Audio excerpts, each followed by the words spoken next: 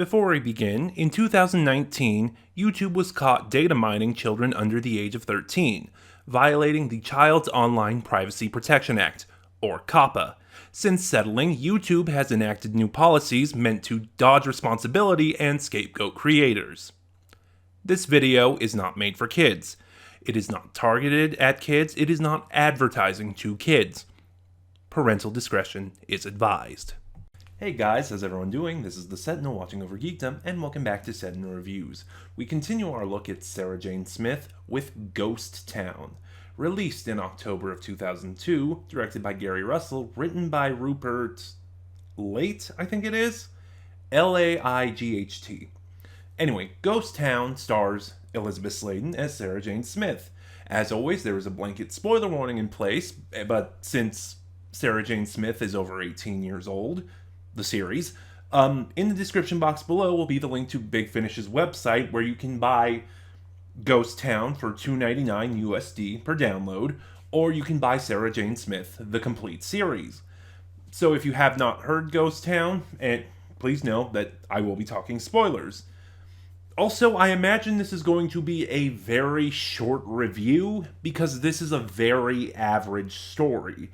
And for me, personally, as a reviewer, I always find talking about something that's really average much more difficult than talking about something that's really good or really bad.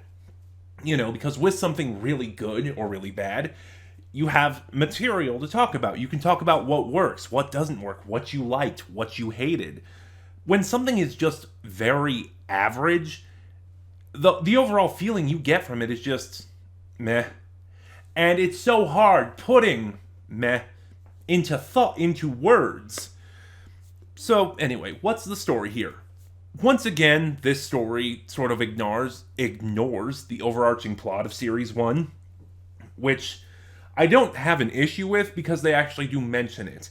After the events of Test of Nerve, Sarah and Josh want to get away for a bit. So Sarah decides to accept an invitation from an old journalist friend and mentor to go to Romania, where there's sort of an international peace conference going on right now, and a lot of the delegates start turning up dead, claiming to see ghosts and specters, and even Sarah sees them.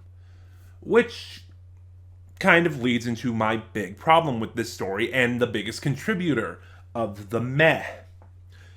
This premise, just looking at it as a Doctor Who spinoff, because it is, Doctor Who does this story so much, and I think I'm starting to reach the point where I'm really getting tired of this premise. It's the whole, oh, let's do a haunted house story, let's do a ghost story, but here's the twist. It's not really ghosts.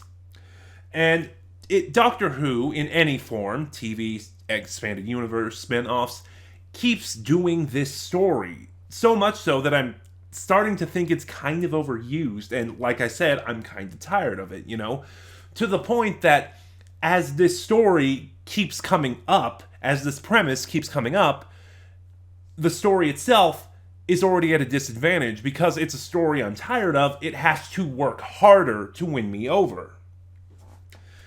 Kind of my thoughts on the Daleks at this point. It's why I don't really feel strongly for the Daleks.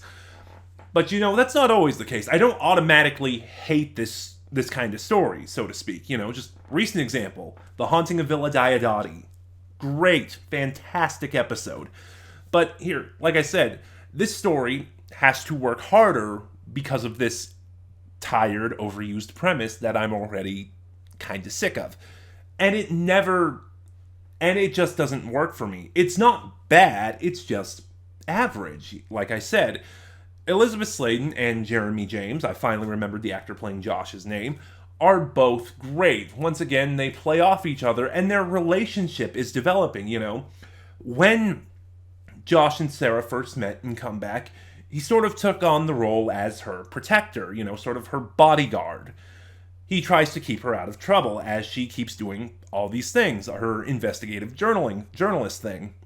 And as these stories have gone on, Sarah has become sort of a mentor to Josh, teaching him the tools of the trade, showing him the ropes. And I just love their dynamic so much. They are so charming together. It's really fun to listen to. And as I said, we're doing a sort of ghost story, but not really. And there's elements, because of this peace conference and delegates keep dying, of Agatha Christie or Scooby-Doo thrown in there. Josh even mentions it being like a Scooby-Doo story a couple times in this. And the problem is, too, they don't really give us any suspects. Like, there's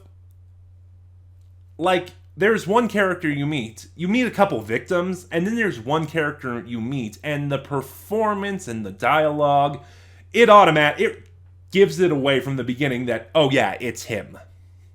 Which, again, just for a mystery story, really isn't a good thing. Like I said, this is going to be a short review because just for me, talking about something just so average is really difficult. Ghost Town is average. There is some stuff to enjoy, but the story is a tired premise. One that just, and because of that, it doesn't really engage me. I'm not really hooked. I'm listening, but I'm not there. I'm going to give Ghost Town a 5 out of 10. And join me next week when we will look at the Series 1 finale. While chasing another story, Sarah finally learns who's behind this conspiracy to ruin her in Mirror Signal Maneuver. And those were my thoughts on Ghost Town. What were yours? Please drop a conversation in the comments below. Remember to like, comment, subscribe. Click the bell next to subscribe to get notifications when I upload. In the description box below, you'll find like, comment, subscribe, click the bell, share the video as it helps my channel grow. In the description box below, you will find the link to my Ko-fi, where you can help support the channel, and you'll find the link to my Twitter, where you can follow me and get updates on the channel. This is the Sentinel, watching over Geekdom, and I'll see you guys next time.